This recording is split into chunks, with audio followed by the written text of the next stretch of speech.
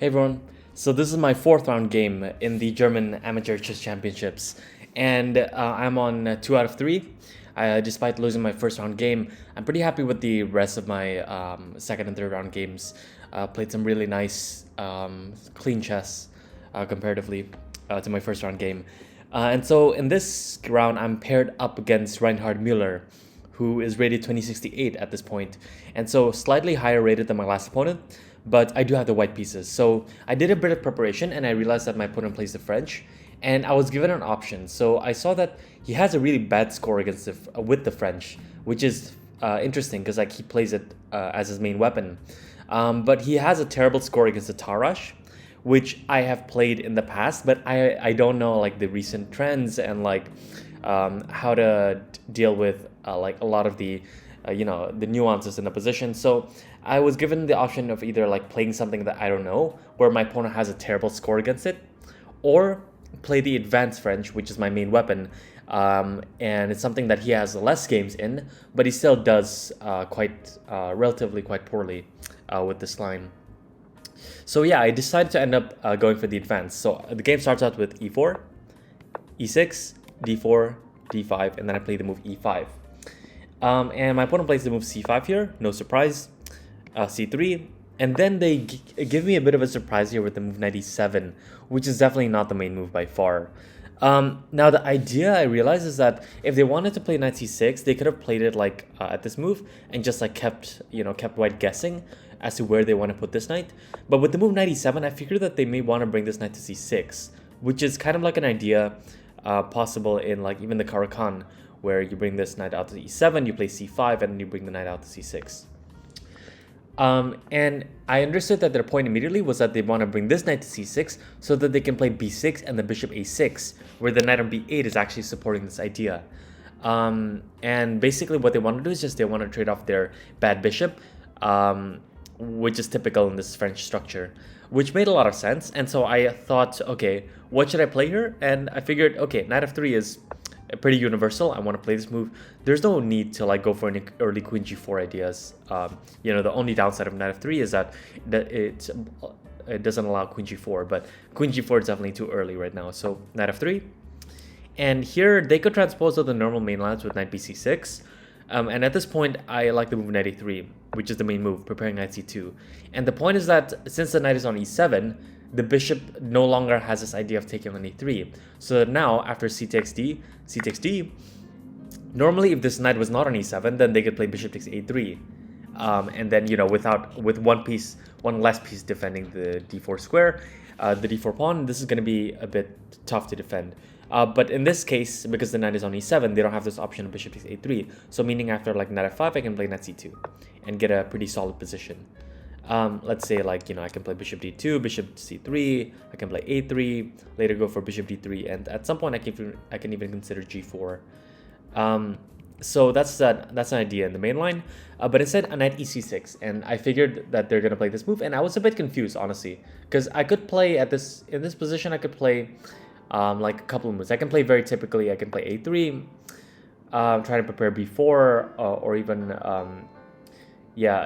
just trying to prepare b4 at this point, and just say that what is this knight e7 to c6 kind of maneuver.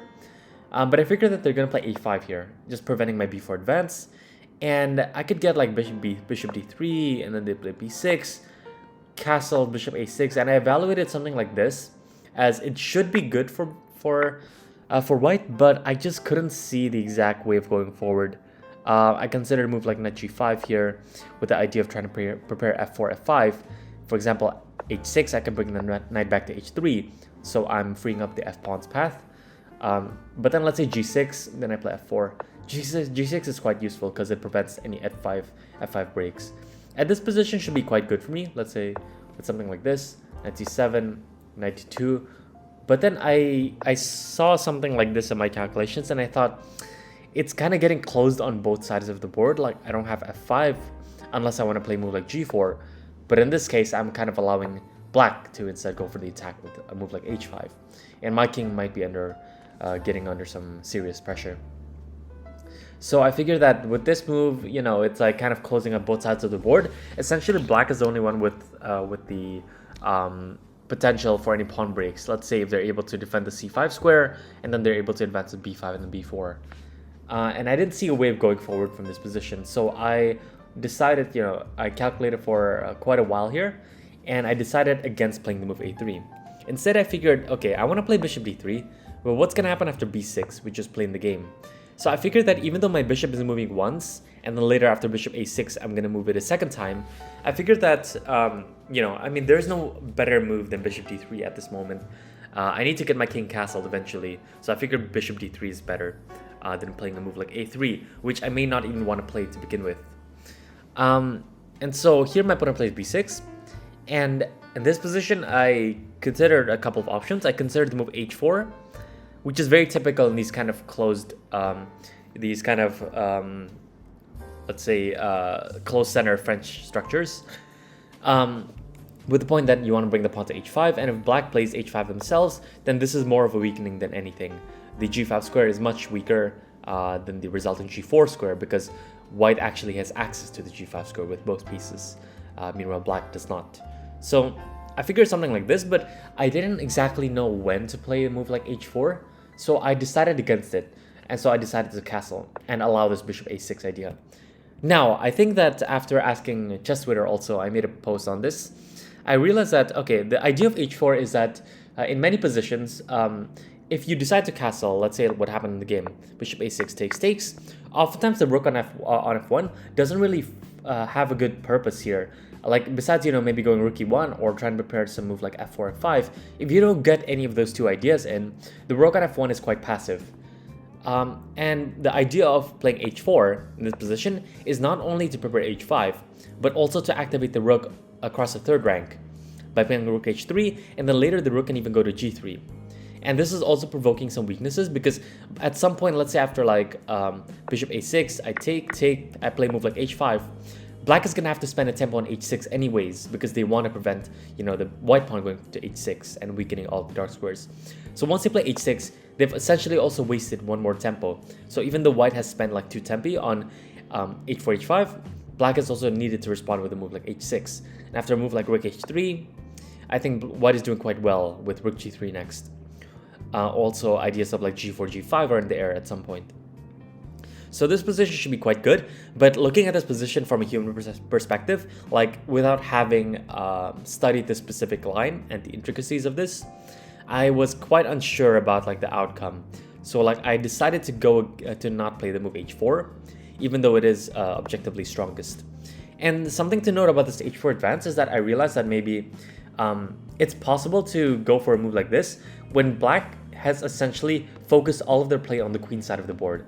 We see that black has spent like 2 moves developing his knight out to c6, and they're clearly preparing this move bishop a6 to play on the queen side of the board, meaning that they're not able to, they're not fast enough to strike on the center with a move like f6. And in that sense, white also has time to actually like make these space gaining moves like with h4, h5. And this would cause some real difficulties in black's position. So, but instead I castled, and I was going kind of for a line that I know, where essentially I realized that there is this line in the b6 variation where I could play the move first off c3. So now bishop a6 is prevented because I can take and go queen e4. For example, here takes, queen e4 check, just wins a piece. So now they're gonna play queen d7, which is the main move, and then after knight f3, bishop a6 takes. I realized that I can play this move queen e2. This is a very strong line for white. After knight b8 comes back, castles, knight e7, I can try to go for this rook d1 and c4 advance, just trying to destabilize the center and bring my knight out to c3. So this is my entire idea, is that even though black gets in bishop a6, I understood that I'm gonna be able to get some tempi with a move like queen e2, and then maybe bring the rook to d1, after bishop b3, b6, and then castles at the bishop a6. Now I want to take so that I misplace their knight on a6. And then, I mean, before going for this entire sequence, I understood that after queen e2, black could play the move knight c7, and I was kind of finding some difficulty in this position, honestly, because I realized that black may just want to play a move like c4, and then later b5 and then b4. Or even like c4, closing down the queen side, playing a move like b5, a5, and then later b4. So, for example, if I play a move like a3 here, which I think is inaccurate, black can immediately play the move c4 and close up the queen side. This b3 square is a big weakness. I'm not going to be able to play a move like b3 anytime soon. Even then, like, you know, besides a move like knight a5, a move like b5 just like solidifies their structure, and I don't think I have anything. My pieces are kind of clumsy here. Like my bishop knight or d2 is kind of covering my bishop. Yeah, it's really quite poor. Instead, I considered a move like bishop e3, and after like bishop e7, I considered the move a4 here, with the idea that c4 is no longer desirable because now they can't follow it up with b5. And so they could play a move like a6 here, and then knight bd2. And I figured that this position should be quite good for white, although I wasn't entirely sure on how to, you know, work out the details in this line. Though I figured that, you know, if they end up playing knight c7, I'm going to deal with it. Instead, they play the move knight ab8, which I think is objectively fine, but yeah, I'm not sure I like it that much because the knight on b8 is kind of, you know, like, it's not really doing anything on b8. You're going to have to deploy to d7, and at that point, I question why not knight c7 to begin with, so that it at least has some purpose trying to advance with b5. But no matter, I play the move a3 here. And this is my entire idea. I have the potential idea of playing b4. And if black decides to play c4, I was considering a move like a4 here, with the idea of preventing b5. Because if I play a move like, you know, like knight bd2 now, and I want to play b3, then maybe b5 comes, and this is quite a solid structure. Maybe I could play a4. This is perhaps quite good, but yeah, there are some details to work out here. So instead they play a5 here, and I thought this move was okay. I mean, like, evaluation shouldn't change like too much, but I figured that I'm quite happy playing a move like a4 in this position. Now, objectively, best in this position is to play the move bishop e3. With the point after bishop e7, knight bd2, is that I want to, let's say if the castle, I can play rook fd1 and try to prepare the move like c4, breaking open the center. And if they ever play c4, then now I can break up their pawn chain with a move like b3. Let's say b5 and then e4. And this would be really nice because the b5 pawn is just too weak and the structure just falls apart. So instead they're going to have to play a move like c4, but now I play b3, b5, and similarly again a4 here, just like breaks down all the complete structure. So white is doing quite well there. Although I end up playing this move a4, which is an interesting idea that I actually know from the King's Indian attack, which is very funny because this position is not the King's Indian attack at all. But the idea is that, let's say we get a King's Indian attack. So we can see here that, let's say knight f3, d5, g3, knight f6, bishop g2, e6, castles. And then we just get basically a very normal King's Indian attack here. But let's just say black doesn't decide to castle so early on. Rook e1, bishop e7, a3. And so this a3 idea is pointed towards queenside play. With the point after queen c7 is to play c3 and then try to advance to b4.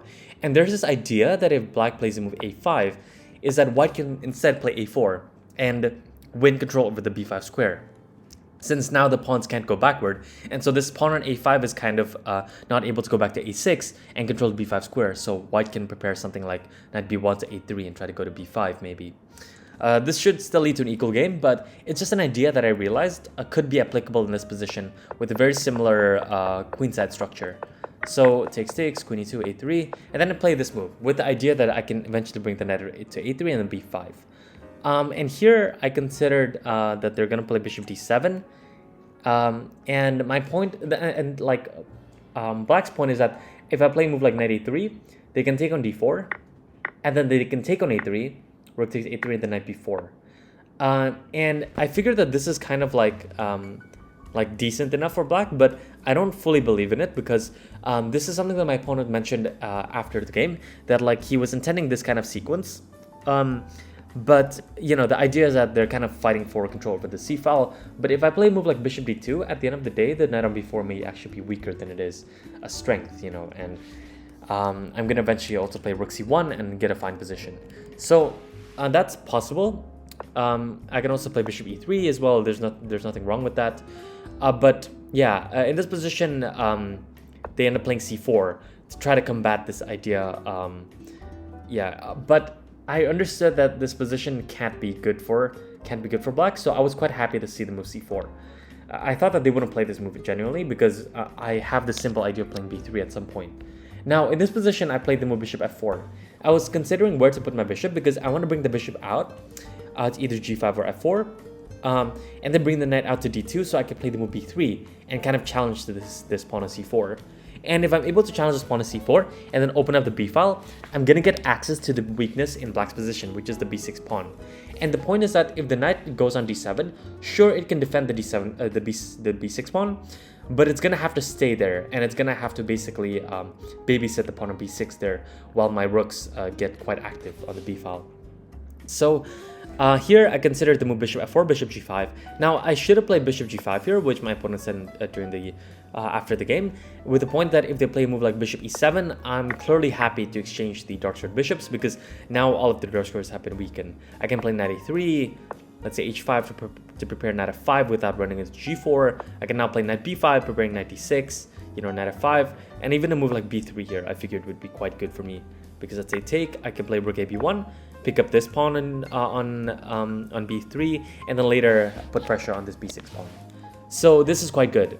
Now, the reason is I didn't play bishop g5 is that after bishop g5, I'm gonna have to consider a bunch of moves like maybe queen c8, but then again I can play knight b2, and I figured, okay, they're gonna play maybe h6 and g5 maybe if they want to go crazy. So I considered the move, I ended up playing the move bishop f4, which I thought there's nothing inherently wrong with this move.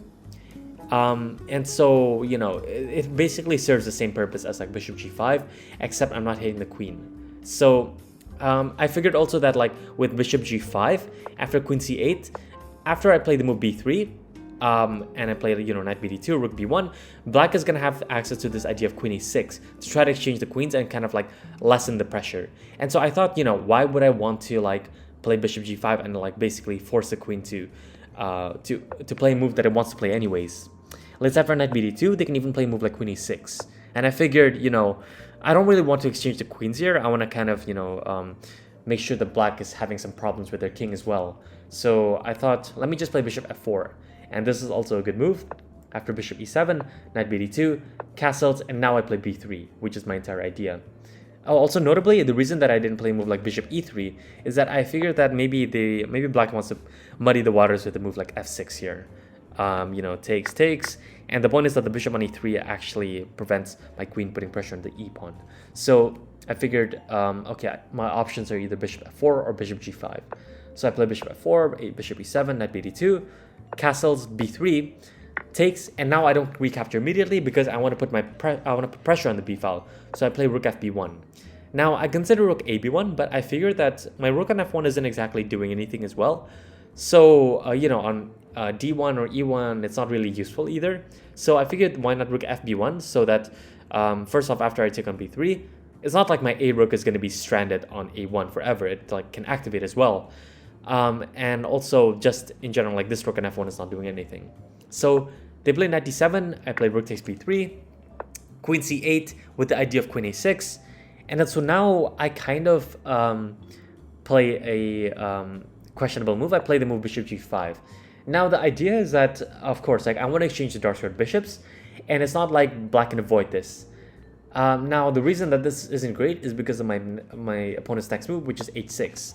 And after it takes, sure, I exchanged like the dark squared bishops, but they get the move h6 for free, getting some loot for the king, and later they can activate their knight on f5. So how bad really is this for black? Yeah, that's the reason that I think that I understood bishop g5 was good the entire time, but for some reason I didn't pull the trigger on bishop g5 a move ago.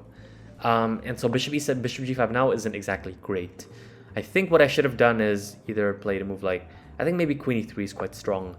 So now at bishop g5, I can take and take with the queen maybe. Or even like h4, h5 is possible.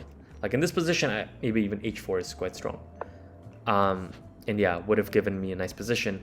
But instead I play bishop g5, and after h6, takes, now I play the move h4. Now, I wanted to play the move c4, with the point that if they take, then I can maybe take on c4 here and put some pressure on b6. But then I'm giving up the square on d5 for their knight, and I figure that, you know, I don't really want to allow the knight on d5. At some point, it can even blockade on b4. So yeah, not really a great option for me. And also, besides that, they can also play queen e6.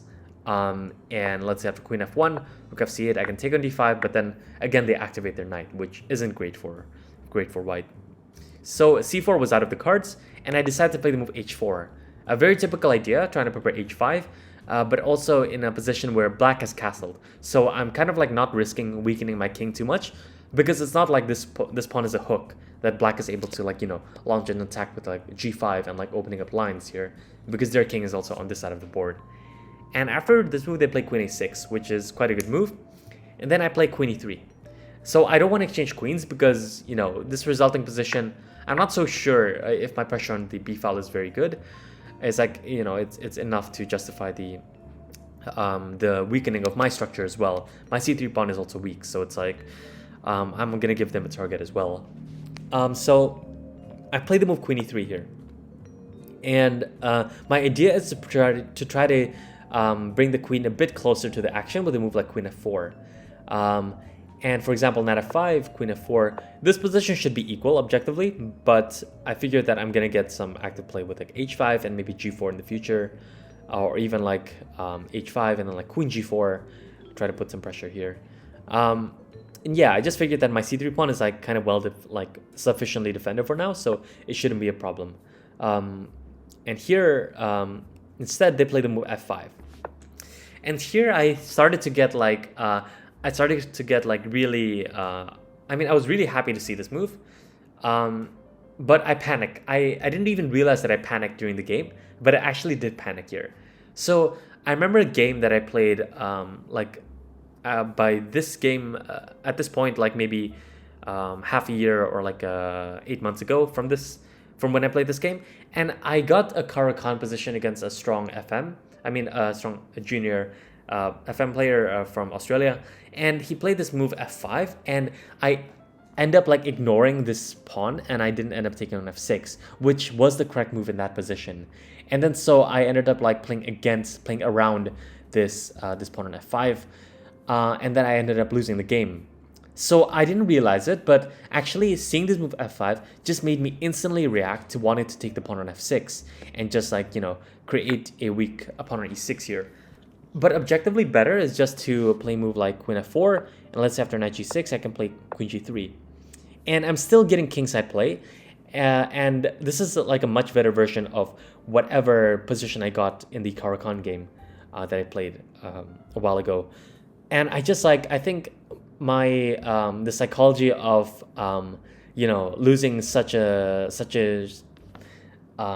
position from the Caro-Kann with a similar structure kind of led me to be afraid of the structure, and so I ended up like taking on f6, which was like an improvement during that game, but not so much in this game. Yeah, I should have like again played queen f4, bring the queen to g3, and then like king h7, I can play h5, maybe even like wait on that move. You know, play rook b1 or rook e1, and you know, this position should still be very good. I think I have some ideas of like bringing the knight over somehow. Yeah, and maybe knight h2, bring the other knight to f3, maybe h5, and yeah, at some point maybe even bring the knight to h4. Maybe even this is quite good. Yeah, I'm looking at this and it looks quite decent here. Bring the other knight to f3 here. So yeah, that's what I should have gone for, but I didn't really see the position that clearly, honestly. I think it was, I didn't even realize it during the game, but it was a big psychological problem that I have. So I ended up taking on f6 here.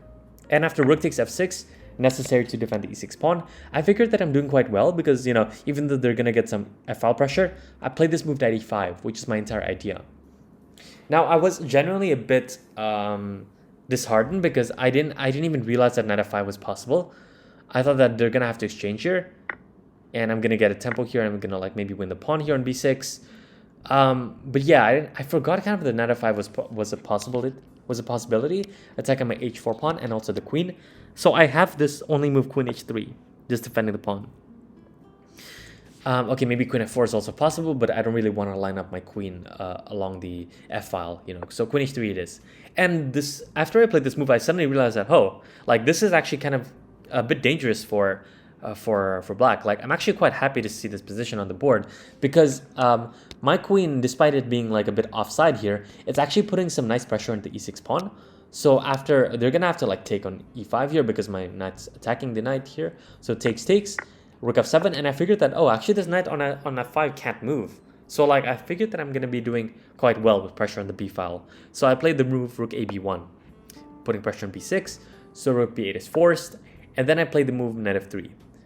So I considered that like, okay, this is possible for the queen to enter in this position. So I was considering rook b5 in this position, but I thought that this is like a bit artificial, I figured. But it's possibly like another try that I could have done to try to limit the queen's activity here. Because I thought that with after knight f3 and activating the queen on e2, I thought that this position is quite good because yeah, the queen, despite it being on e2, isn't exactly like putting a lot of pressure, which I thought during the game. And it surprisingly, it turns out that it is. So what I could have done is rook b5 and just like, you know, shut this queen out just for one more move, play knight f3, and then maybe play g4 or h5 first, and then followed by g4 or queen g4. And then yeah, this would have been quite nice, although objectively it's still equal. Though it's, you know, it's like, if I look at this position, it's like, it's hard for me to believe, but it is actually equal. And it's just like, it all depends on black's counterplay, and if black is able to generate enough of it, which they are in this position. So I end up playing knight f3 here, allowing queen e2. And the point is that if I take on b6 now, they're going to have queen d1 check. So takes, queen d1 check, and they're going to pick off a4 here. And in this position, I'm not confident about my chances. Let's say even if rook a6, they can play a move like queen e4 and try to advance this pawn. And I just don't want to allow any counterplay from black. So I end up playing this move. Also, if I play h5, then they can play the move queen e4 in this position, just centralizing the queen, attacking e4. So I wasn't happy about that. Instead, I played this move queen g4. And my idea was that I'm defending the pawn on e4. So now I'm threatening to take the pawn on b6. And yeah, like I also have some possibilities of a discovery here on the queen. So I thought I'm actually like much better here at this point. And also my opponent thought this way too during the game. And so my opponent ends up spending like 30 minutes in this position trying to figure a way out, and they immediately make a mistake. So if you want to pause the video and first off, try to figure out like the evaluation according to the computer, what black should play, and yeah, other things like that, then feel free to do so.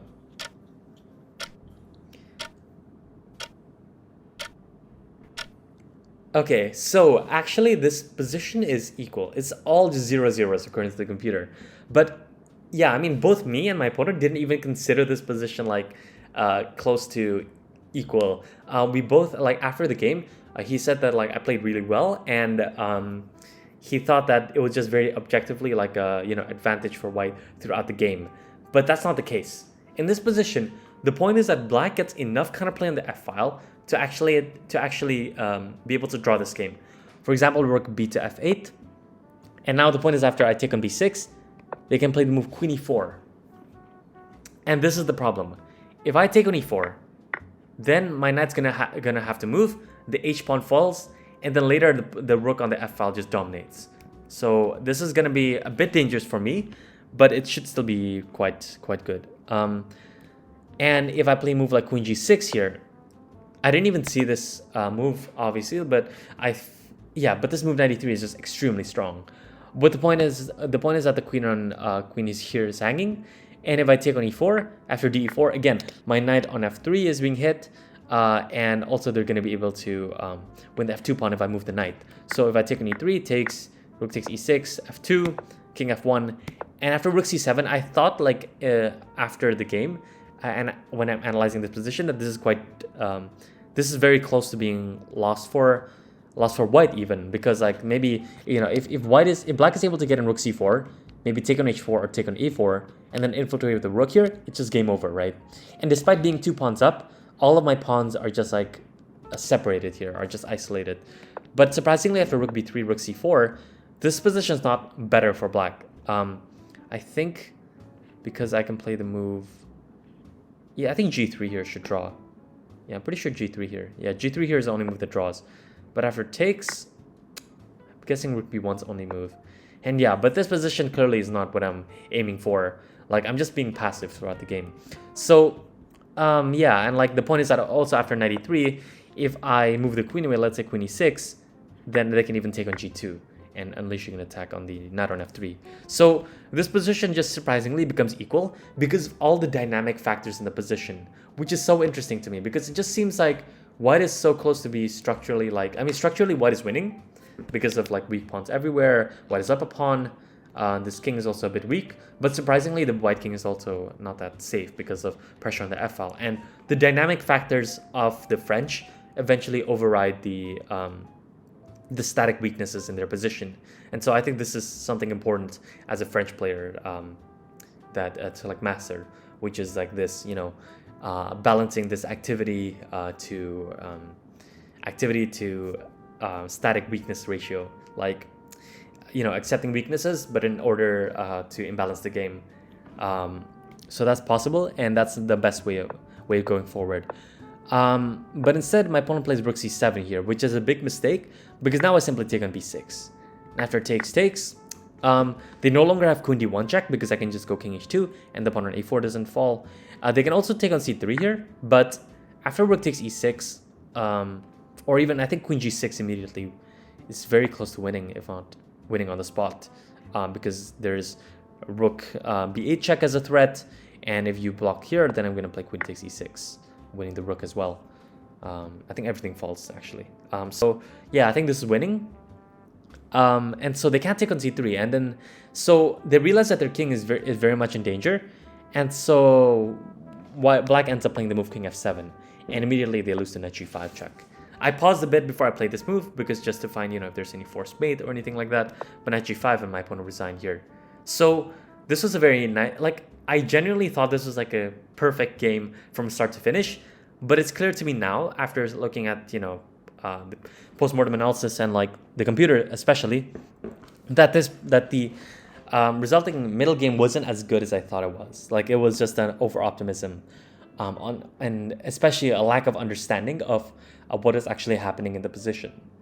Like, I thought that I dealt with the opening quite well, although there was improvements. For example, I could have played the early here h4, h5 here would have been quite strong, with the point that, you know, black is focusing all of their play on the queen side here with moves like knight e7 to c6 and the b6, and then they want to play bishop a6. So I have enough time to actually expand here on the queen side, on the king side here, and this is quite strong because my rook on h3 is later going to be more active than after I castle, where the rook is going to be passive on f1.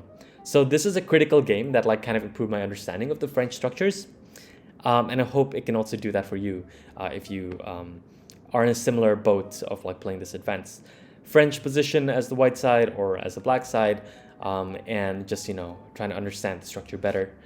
Because it's a big surprise to me, because I know that this h4, h5 idea is like typical in many other variations, but it's surprising to me how much better the move h4 is than castling in this position.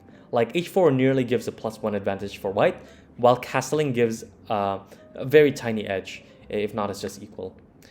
I'm probably closer to a tiny edge, but yeah, it's like it's not too much. So that gave me a big understanding, you know, a critical understanding of this French structure. And also, obviously, here bishop g5, I think I just played this move too fast. I should have considered other options, and also later on, taking on f6 was definitely inaccurate here.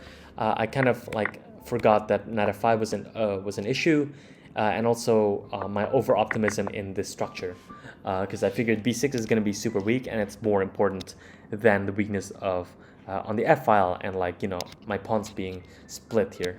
So yeah, essentially that's a lot of what I learned playing this game and doing a lot of analysis after. So I hope you enjoyed this video, you learned a thing or two, or if not, you just like enjoy hearing me yap about chess for like 30 minutes. But yeah, either way, I'm on 3 out of 4 in this tournament, so pretty good result considering originally I'm on the bottom half of this of the list. And yeah, I hope you enjoyed the video. Thanks so much for watching. If you have any suggestions for future videos or comments, please comment those down below. I'll see you guys next time. Bye.